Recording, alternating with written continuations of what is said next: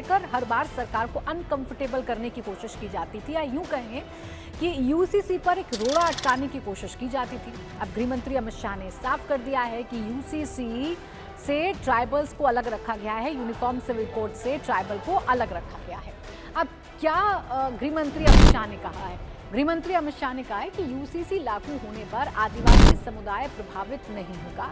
दावा यह है कि उनकी परंपरा और उनके अधिकार सुरक्षित रहेंगे। हमारे देश विविधताओं में एकता का देश है। हमारे देश में हर शहर में जाकर परंपराएं बदलती हैं, संस्कृति बदलती है। तो विपक्ष ये कहता है कि सरकार इस देश की विविधताओं को खत्म करना चाहती है, लेकिन सरकार का कहना यह है कि विविधताएं नहीं बल्कि हर धर्म में जिस तरीके की कुरीति है उसको खत्म करने की कोशिश की जाएगी। ये सरकार उदाहरण देती है ट्रिपल तलाक को खत्म करने का। ये सरकार उदाहरण देती है अपने बाकी किए गए कामों का। अब ऐसे में गृह मंत्री अमित शाह ने बयान दिया है, सरकार ये कह रही है या ये समझिए कि एकाएक यूसीसी की बात करने वाली या एक देश एक विधान की बात करने वाली सरकार को, बीजेपी सरकार को ट्राइबल्स को अलग रखने वाली सफाई क्यों देनी पड़ी, या ये क्यों बताना पड़ा देश को कि जो ट्राइबल्स हैं यानी कि जो आदिवासी हैं, जो जनजाति हैं, उनको यूसीसी से अलग रखेंगे।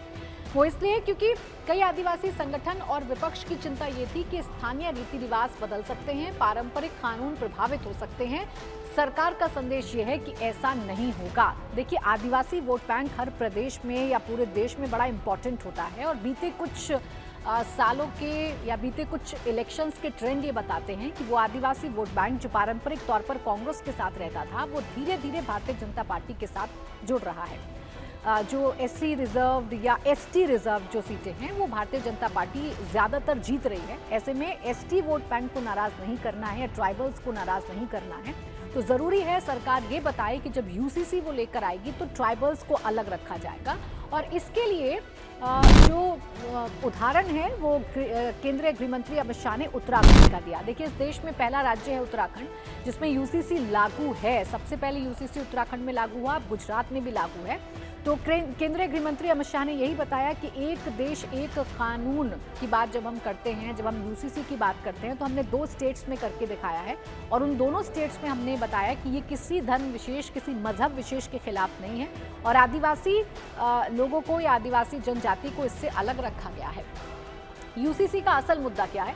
देश में एक समान नागरिक कानून हो, स्थानीय या धार्मिक परंपराएं जो हैं उनको खत्म कर दिया जाए। लेकिन ये बात सुन लीजिए, ये बात समझ लीजिए कि कई बार एक भ्रम फैलाने की कोशिश की जाती है, एक नैरेटिव फैलाने की कोशिश की जाती है कि ये आपके मजहब या धर्म के साथ छेड़छाड़ करने की कोशिश है, तो ऐसा नहीं है। बहु विवाह पर रोक लग सकती है, लेकिन आपकी शादी की जो प्रक्रिया है या शादी की जो पद्धति है आपके धर्म के मुताबिक, उस पर रोक नहीं लगेगी। अगर हिंदू रीति रिवाज में मंत्रोच्चार के साथ या 7 फेरों के साथ शादी होती है, तो मुस्लिम धर्म के मुताबिक निकाह जिस रीति रिवाज के साथ होता है उसी रीति रिवाज से होगा। तो ये भ्रम एक फैलाने की कोशिश की जाती है और सरकार बार बार यही कहती है कि संविधान में जब ये कहा गया है कि एक देश एक कानून हो, तो फिर विपक्ष इसकी मुखालफत क्यों करता है? तो विपक्ष कहता है कि सरकार ड्राफ्ट तो पहले देश के सामने लेकर आए। बहस सिर्फ कानून की नहीं, पहचान, संस्कृति और अधिकारों की भी है और इन्हीं पहचान, संस्कृति और अधिकारों को मुद्दा बनाकर विपक्ष यूसीसी को लेकर सरकार को घेरता है। आदिवासी एंगल अहम क्यों है? भारत में कई आदिवासी समुदायों के अपने विवाह नियम हैं, संपत्ति नियम हैं और सामाजिक नियम हैं। इसलिए यूसीसी में उनका शामिल होना बड़ा राजनीतिक मुद्दा बन सकता है, क्योंकि अलग अलग ट्राइबल्स के अलग अलग पारंपरिक व्यवस्थाएं होती हैं, उनकी अलग अलग मान्यताएं होती हैं। इसलिए ट्राइबल्स को यूसीसी में शामिल करना एक बड़ा मुद्दा हो सकता था और अभी तक विपक्ष यही कहता था कि ट्राइबल्स को यूसीसी में शामिल क्यों किया जा रहा है और अगर ऐसा है तो देश की विविधता खत्म हो जाएगी।